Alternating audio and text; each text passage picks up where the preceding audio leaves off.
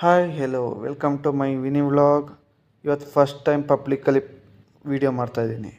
ಜನರ ಮನಸ್ಸಿನ ಮಾತು ನಂಗೆ ಗೊತ್ತಾಯಿತು. कौन है ये लोग? कहाँ से आते हैं? ಬಸ್ಸಿನಲ್ಲಿ ಪಾರ್ಸಲ್ ಹಾಕಬೇಕಿತ್ತು, ಅದಕ್ಕೆ ಹೋಗ್ತಾ ಇದ್ದೆ.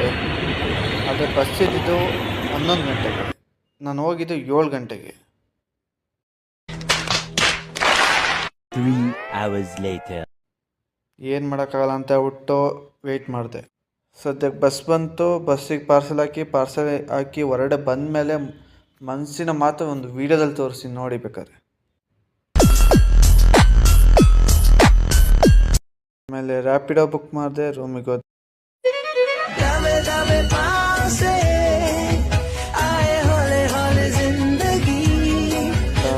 ಸಿಗುವ ಫುಲ್ ವಿಡಿಯೋ ಬೇಕಾದ್ರೆ ಯೂಟ್ಯೂಬಲ್ಲಿದೆ, ಸಬ್ಸ್ಕ್ರೈಬ್ ಮಾಡ್ಕೊಳ್ಳಿ, ಲೈಕ್ ಕೊಡಿ, ಇಲ್ಲ ವ್ಯೂ ಮಾಡಿ, ಸಾಕು, ಸಪೋರ್ಟ್ ಮಾಡಿ.